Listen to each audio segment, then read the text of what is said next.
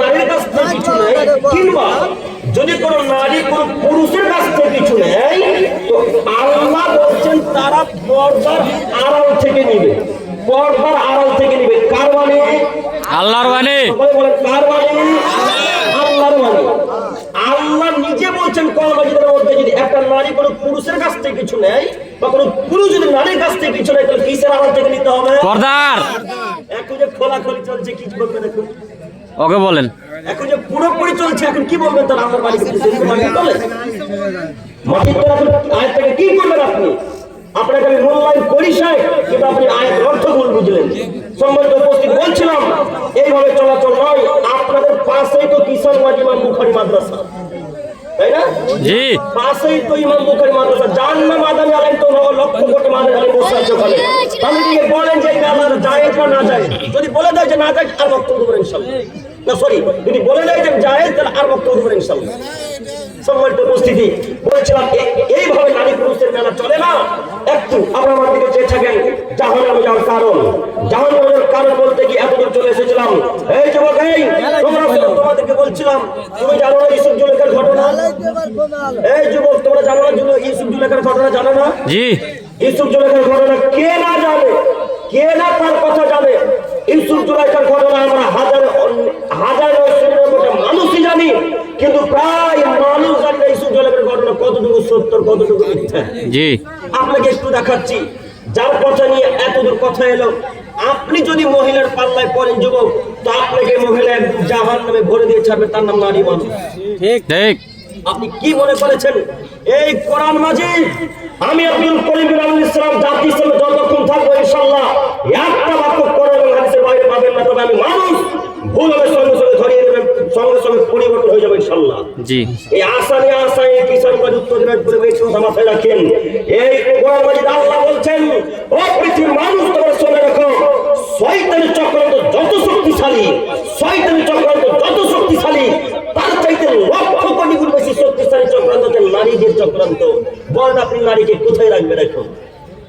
বলেন, যেখানে আল্লাহ বলছেন হে মুহাম্মদ সাল্লাল্লাহু আলাইহি সাল্লাম, আপনি আপনার স্ত্রীদেরকে বলেন, আপনার কন্যাদেরকে বলেন, আপনার সারা পৃথিবীর মুমিনা নারীদেরকে বলেন, তোমরা যখন রাস্তাতে বের হবে তখন সুন্দর চাদর গায়ে দিয়ে বোরকা পরে মুখমণ্ডল বক্ষস্থল গলাটাকে ঢেকে বের হবে। বালিকার আল্লাহর। আল্লাহ। তো এখন যদি কোন নারীর গলা দেখা যায় আর কোন পুরুষ যদি দেখে, তো পুরুষটা ফেরেশতা নাকি? হ্যাঁ, পাপ হবে না? হবে। আল্লাহ নবী বলেছেন, দুই যে জেনা হচ্ছে যে পথে চলবে, নোংরা পথে যদি চলে তাহলে এটা পায়ের জেনা। আল্লাহ নবী বলেন অন্তর যদি কেউ পরিকল্পনা করে তাহলে এটা অন্তরের জেনা। আল্লাহ নবী বলেন কেউ যদি চোখ দিয়ে দৃশ্য দেখে তাহলে সেটা হচ্ছে চোখের জেনা। আর যদি কাজে বাস্তবায়ন করে তাহলে এটা কাজের জেনা, বাস্তবায়নের জেনা। তো জেনা কোনটা তাহলে আপনাকে কি দিয়ে বুঝাবো এখন? এত স্টেজে সম্মানিত মুরব্বী সাহেব, আপনাকে অনুরোধ জানাচ্ছি এটি পরিবর্তন করেন। অতএব এইভাবে যত নারী চলাচল করছে, নারী কেউ চলতে পারে না। এভাবে চলতে পারে কে? ইহুদিদের মেয়েরা। কারা? ইহুদিদের মেয়ে, ইহুদিদের কন্যারা। এইভাবে উলঙ্গ চলাচল করতে পারে খ্রিস্টানদের মেয়েরা। এইভাবে চলাচল করতে পারে নাসারাদের মেয়েরা। প্রমাণ দিবেন কি? প্রমাণ ছাড়া তো জাতি আহলে হাদিস কথা বিশ্বাস করে না, তাই না?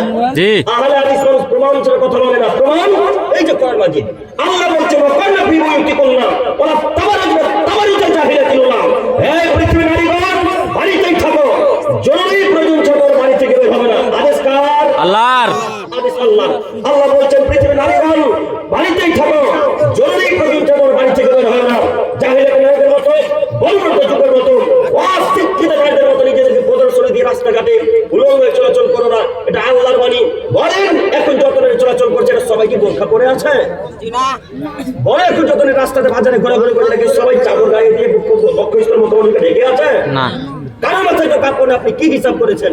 সম্মানিত মুরব্বী সাহেব, নীতি পরিবর্তন করেন। আপনাকে আমি অনুরোধ জানাচ্ছি, আমি আপনার দিদি ভাই, আমি আপনার ছেলের মতো, আমি আপনার নাতি পোতার মতো কথা বিশ্বাস করুন।